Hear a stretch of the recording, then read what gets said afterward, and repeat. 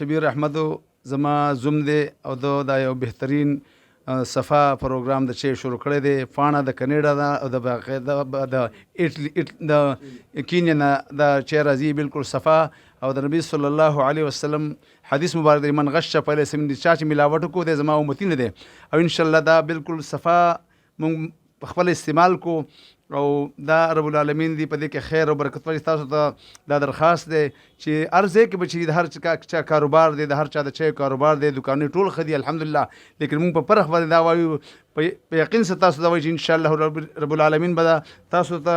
دا په ښه ریټ ملاویږي او بهترین شی دی ان شاء الله دې کې ملاوټ نشته دی صفا سوتر شی دی ان شاء الله رب العالمین به تاسو له دې کې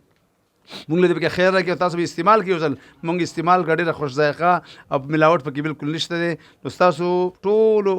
ملکن ایجنسۍ په دې علاقه کې څومره کسان زما دا خبر اوري ان شاء الله رب العالمین نو دا چې ډېر مزیداره بهترین او صفا سوتره ده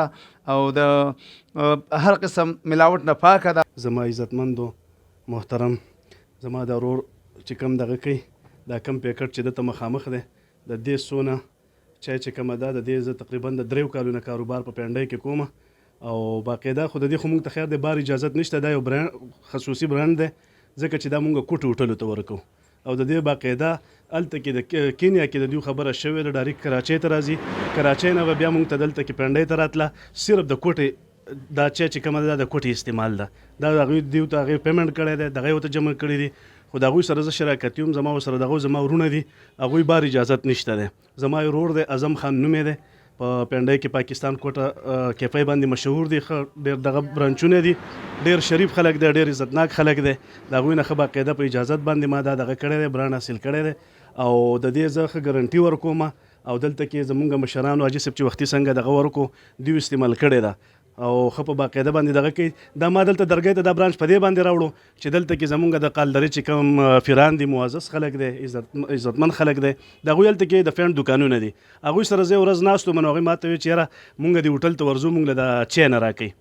نو ما ورته وایم انشاءالله ډېر ژر به چې زه به د دې خپلې درګۍ ته ملکن ته به دغه راوړم نو هغوی سره بل ورځ ما دغه وکړو چې هلکه مونږ دغه شان نو ډېر زیات خوشحاله شو دې قالدرې پیرانو استعمال کړې ده هغوی ته پته لګېدلې هغوی چې مونږ له نوره چای مزه نه راکوي او دا زه په ښه ګارنټۍ سره وایم چې انشاءالله که معمولي ځکه چې پنجاب فوډ اتارټي چې کومه ده دا ډېره دغه محکمه ده په پنجاب کې دا په هغوی پاس کړې ده او زه فوډ ډپارټمنټ هر دغه ته دا دغه ورکوم چې انشاءالله هغوی دا 2 نمبر نشي ثابت کولی. زه په ګارنټۍ سره وایم چې کومې لیبارټرۍ ته وړي کوم دغه ته وړي په دغه باندې په ذمهوارۍ سره وایم انشاءالله دا به 2 نمبر ثابت نشي. نو دا شاولي مارکیټ په درګۍ کې ښه مشهور مارکیټ دی 2nd فلور باندې 9 نمبر دکان دی نو چا زمونږ ورونو ته ضرورت دلته راتلی شي. بل دا زمونږ د موبایل نمبر دی 0333 82 88 381 0333 82 88 381 بل زمونږ د ټیلینار نمبر 0348 93 63 211 0348 93 63 211 شبیر